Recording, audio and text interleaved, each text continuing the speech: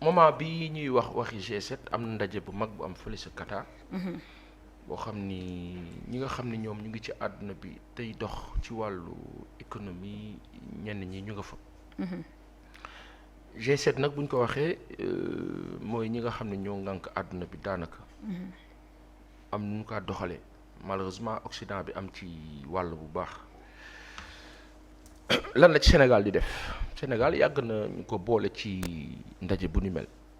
jamonoy Abdoulaye Wade loolu amoon na jamonoy président Macky Sall loolu tam am na muy chance ci ñoom di chance ci Sénégal mais ci beneen wàll di malchance aussi parce que le Sénégal est un pays à contrôler un pays à vraiment contrôler à gérer dëkk boo xam ni àdduna bi ñëpp ko bàyyi xel. waaw dëkk bu àdduna bi yëpp bàyyi xel leader bu am dayoo bu am pas-pas bu bëgg réewam bu am xam-xam bu gëm yàlla bu ko ragal bu am dégg-dégg am vision moo ko mën a doxal amaana président Macky Sall am na qualité yooyu yëpp yàlla du jiital n'importe qui yàlla nag moo xam lu tax mu jël président Macky Sall teg ko ci bopp Sénégal. kon président Macky Sall moo war a xam lan la ko fi yàlla tegee dégg naa la wax yàlla sunu borom moo xam lu tax mu jël président Macky Sall Mamy Samb je t'offre du café. Merci beaucoup. yàlla moo xam lu tax mu teg président Macky Sall ci bopp réew mi dafa am lu mu woon Sénégalais yi yàlla bu defee loolu président Macky Sall moo war a xam lu tax yàlla teg ko ci bopp Sénégal ak Sénégalais yi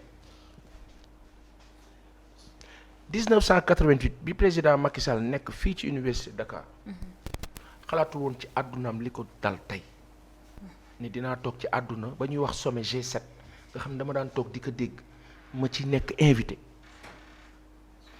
boo demee toog ak Olaf Scholz ma lay nekk ca Allemagne nga xam ne ñëwoon na fi bu yàggu ci contexte bi Russie di dugg fële ca Ukraine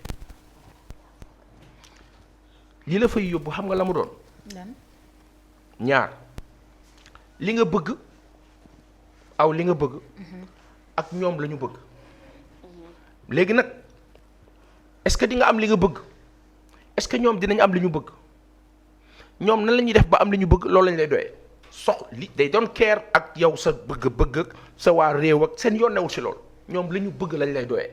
donc invité wuñ la pour le plaisir d'être invité non. lu tax invité wuñu yeneen chef d'État yi africains yi lu tax invité wuñu ñeneen ak ñeneen après quelqu'un me dira en relation internationale en haute diplomatie dafa am ay critères yuy tax ñu invité la ci ndaje boobu certes mais Sénégal moo am loo xam ne yàlla da ko defal nous sommes situés sur le méridien de Greenwich ñun bu fekkee da ngay dem États-Unis di jóge Europe suñu tour de contrôle bii nekk Ndakaaru dalaa guidé yàlla defal nañu barke boobu donc faw ñu xam li ñu amee la mu doon ñun duñu ay Sénégal du dëkk ba ndaw gëw ma loolu oui da ngay dégg sax jàngkat ya mag bu ñu kaa wax damay bëgg jàll ci écran bi oui vous savez nous sommes pas un grand pays nous sommes un petit pays kilifa du toog ci télé di wax loolu boo ko doonoon sax encore que doonuñu ko nous sommes un grand pays nous sommes de grands Sénégalais de dignes Sénégalais yàlla defal nañu ay baax ay teraanga àdduna bi faa dem ci àdduna bi faa dugg fa kilifa yay toog la Sénégalais yi di toog dañoo dem kay ba ay nguur sàggane Sénégalais ba tey ñu naan Sénégalais ñu ngi kaa téye ci waax yi ñu ngi kaa téye ci mbeex mi ñu ngi kaa mu ngi ñàkk ba këram ci géej gi ak lu ni mel tey le président Sall qu'est-ce qu'il doit faire en Allemagne défendre les intérêts du Sénégal nan la koy défendre. voilà comment loolu laa la doon laaj. loolu mooy laaj bi nan la koy. naka lay def ba am li mu bëgg. ba am li mu bëgg. Nabucor ñii nga xam ne ñoo di occidentaux yi. oui. ñoom suñ la woowee bu ñuy wax ak aw. dañ la naan ça va vous allez bien tout se passe bien chez vous ça va on voit que vous faites des progrès dañ lay jay on voit que ça va ça bouge on a vu le train express c'est impressionnant mais bravo. Au Sénégal ça avance ñun waxuñu lool une façon de dire au chef de l'État qu'on est avec toi dañ koy amadoué buñ ko amadoué ba pare bu dee ka mel ni man bu xel mi rëyul day jàpp ni voilà toj na fi nu ne ko nag lii la ñu bëgg vous savez voilà fi ñu toll nous partons sur 50 ans à venir sur 100 années à venir voilà nos projections nangam dina am lu ñu ko ci wax loo xam ne effectivement day nekk dëgg mais dina am lu ñu ko ciy nëbb amaana bu ko xamee sax mu xaw a patiner mais lanu koy nëbb ak la cay nekk ak lépp lu ci bëri moom cof la say am jàpp ne nag am na si lépp loolooy am ñu jaar si kawam wala boog mu nekk koo xam ni dafay defaan ñoom seen ay intérêt daal di lor askanam boobu nag moom haute trahison la tudd yaakaaruma ko gaw ma ni président bi dina dox ci loolu ci loo xam ne ay plan yu ñu koy tegal yuy salfaañe sunu réew mi xam ngeen ni nos 750 kilomètres de côte ci géej gi moo la dem ba Europe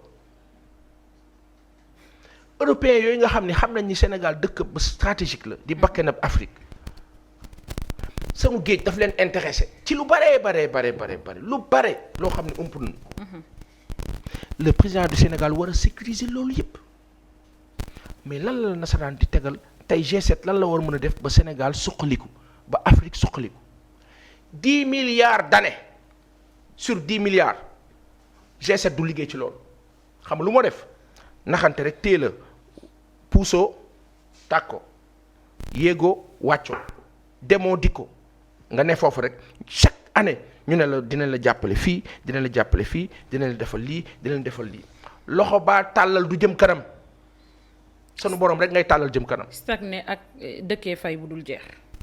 100 milliards de francs CFA lu tolloog 100 milliards de francs CFA wala lu ko ëpp Socé Ndiaye ak Mami Samba ak Nabou Cor ak ñi ñoo seetaan ak ñëpp. bu fekkee ne état wu Sénégal weer wu dee wu ne ñeenti semaines yu ne mu fay bor bu ni mel 100 milliards wala lu ni mel wala plus suñu dette intérieure toll foo xam ni presque daanaka entreprise yu bëri Sénégal pour ñu fayee ko problème la entreprise on en a à plus de 250 voire 300 yoo xam ni diggante 2012 à maintenant voire plus daanu nañu tëj nañu. payason tëj pendant bi ñuy tëj. Au Sénégal il y aurait plus de 250 entreprises françaises ñoom ñu nga xam ne ñu ngay dox loolu na mu tudd bu fekkee invité nañ la ci contexte boobu nga dem G7 ñu ne la ay sénégalais ngi dee ci géej gi ñu ne la sénégalais yaa ngi dee ca biir dëkk ba nous en perdons plus d'une centaine tous les jours te duñ ko yëg docteur Thior si jamono doon wax 300 personnes par jour moo juuma waaw loolu bu amee ci réew nga dem ci ndaje bu mel noonu.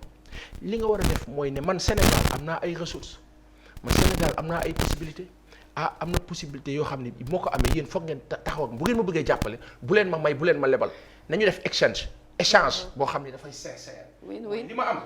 ma jox leen ko ci prix bu baax yéen ngeen jël ko ci prix bu baax ma am ngeen am. malheureusement le président qui va au G7 moom signé na ay contrat pour ñooñu contrat yoo xam ne c'est en leur faveur et ñun c'est en notre défaveur donc finalement ndaje ba lan lay jëriñ. dem assister waxtaan et on continuera à nous maltraiter. c'est grave Mami. alors ci li nga xamante ne moom mooy sommet G7. sommet G7. yi ñuy demal ci Allemagne jusqu'au 28 avec la participation du Sénégal li nga xamante ne moom laa yokk rek ci analyse yi nga xam ne Pa Assane def na ko yépp. Nabou bu ñu fàtte ne fu mu nekk nii tu sais dëkk bi lan la xaw a nduru. Ce pays est une femme très courtisée. Tu sais pourquoi? On a découvert chez nous ce qu'on appelle le gaz. Mani benn. Sénégal du grand producteur de charbon. Au contraire c'est l'un d'ailleurs des pays yoo xamante ne bokk nañu ci ñu gën a am ay problèmes ci wàllum pollution yeneen yu ni mel. Donc li nga xamante ne moom mooy atout fort bi ñu am ni c'est le gaz qu'on a chez nous. Et ce gaz-là fait que effectivement dañuy attirer ñu bari. Donc ku nekk bëgg na ci profiter ku nekk bëgg na ci am ku nekk bëgg na ci bànneexu là où d'ailleurs on appelle à l'intelligence de notre chef d'État pour que effectivement li Pa Assane doon wax bu daanelee foofu li nga xamante ne mooy Sénégal li mu mën a am ci en termes de profit maanaam lu mu mën a gagner ci li nga xam ne moom mooy xéwal boobu sunu borom defal ñu ko di wàllum gaz bi. Effectivement bokk na ci j'ai lu quelque part dans un document bu ñuy wax ne c'est relever le défi de l'énergie d'ici 2025 c'est bien d'accord mais aujourd'hui avoir du gaz am gaz li nga xamante ne moom moo nekk ci sa dëkk atu la boo xamante ne li mu la mën a indil bëri na de telle sorte que yow c'est-à-dire mën nga sentir benn puissance bu nekk ci yow boo xamante ne mën nga ci jouer effectivement de ce poids là pour mën a am yenn acquis yoo xamante ne amoo ko woon ci sam réew au bénéfice de ta population. Mais est-ce qu'on en tire profit? C'est la question qui se pose. Je souhaite être très prudent par rapport à ça parce qu'il y a ces questions techniques que je ne maîtrise pas trop.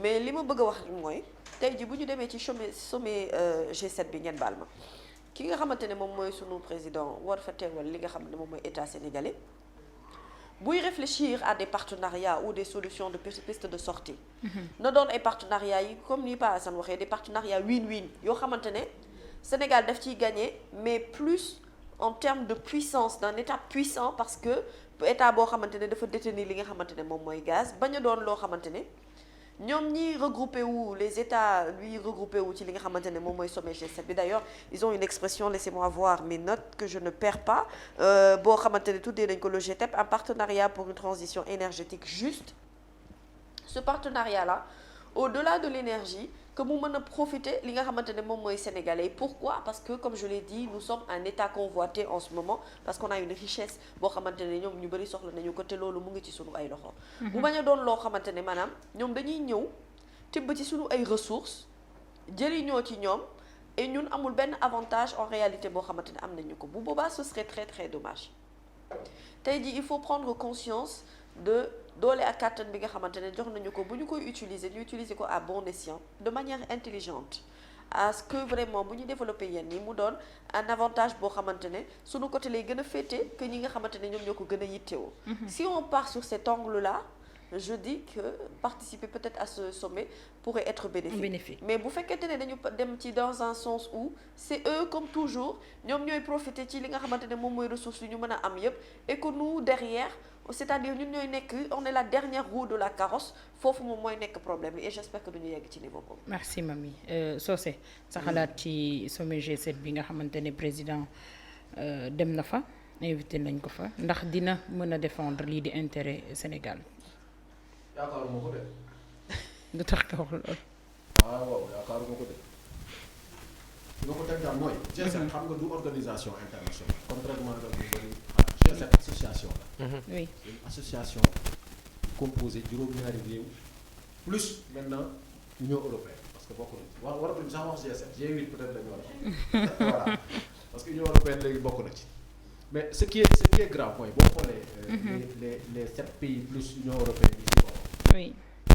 réew yooyu ñi ngi représenté 10% de la population mondiale benn en termes d'économie ñi ngi représenté 45% du revenu mondial ñoom juróom-ñaari réew yooyu donc bu ñu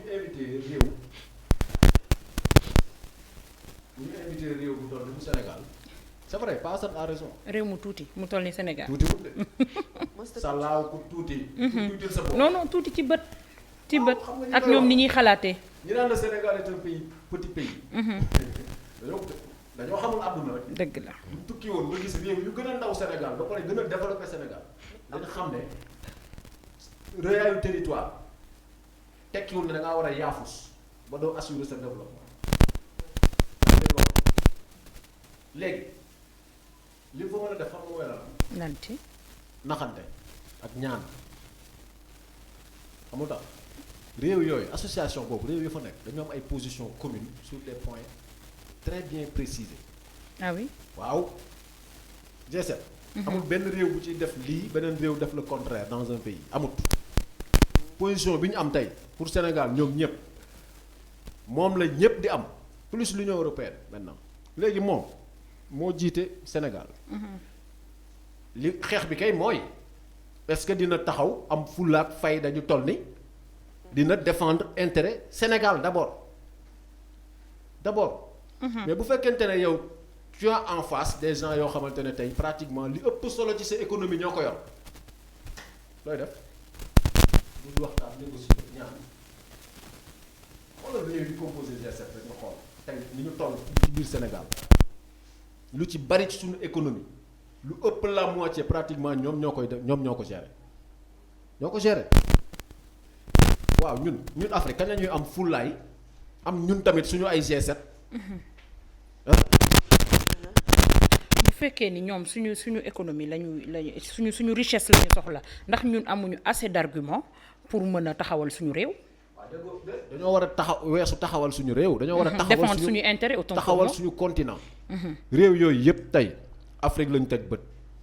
du Sénégal kese Afrique lañu teg bët parce que li nekk ci ressource ci Afrique nekkul ci seeni réew ñoom te faaw ñu booloo ñoom xool naka la ñuy continuer ci politique bi ñu nekk nii.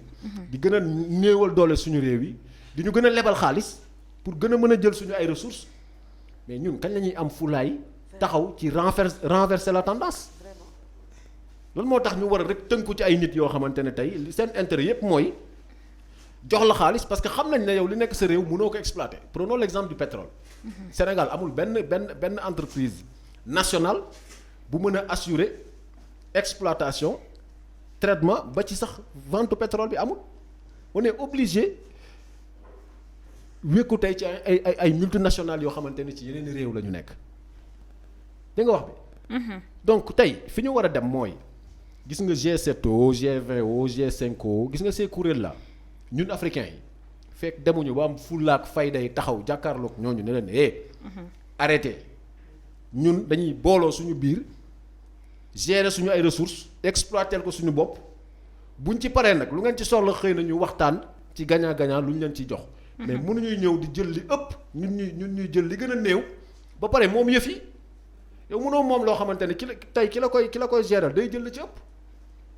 tey li ñu fi exploité ci ressources naturelles yépp c'est comme ça amul dara lu ci Sénégal di jël li ëpp parce que exploité wu ko traité wu ko jaayu ko au contraire dañuy ñëw jël yóbbu transformé ñëw jaayaat la ko réew yooyu logique économique la ñu nekk logique politique la ñu nekk logique sécuritaire la ñuy nekk parfois et loolu yépp dafay tënku ci sauvegarder leurs intérêts xam nga dañuy wax naan réew état du am lan les états n'ont pas d'amis.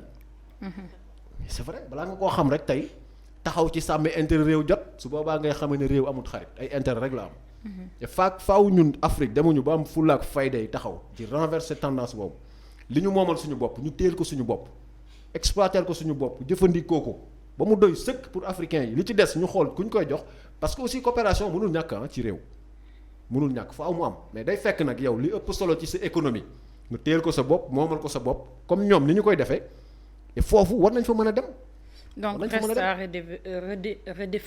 redéfinir les termes des contrats qu'on a déjà signés ñu xoolaat ko parce que dafa mel ni contrat yi ñoo ñu tënk ci gàttal.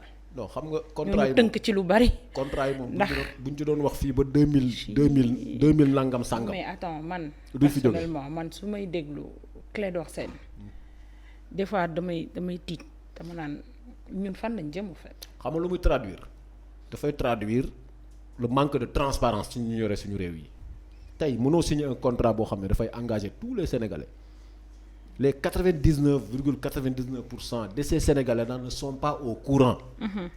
nit ñi dañu war a démb laa jógee ndàngaan gis nga la loi sur l'accès à l'information dañ ci war a gaaw Sénégalais yi dañu war a xam lii xew lan la. au jour le jour nag waxuma contrat bu ñu signé il y a 10 ans ci ginnaaw ñu koy doog a publier tey de. da ngay signé tey contrat tey publier ko tey sénégalais yi jàng ko tey joxe ci seen position foofu la ñu bëgg a dem. mais contrat yi c'est tellement catastrophique que Clédor Sène a parfaitement raison bu ñu ciy wax fii ba déwén duñ pare malheureusement. loolu dinañ ci ñëw.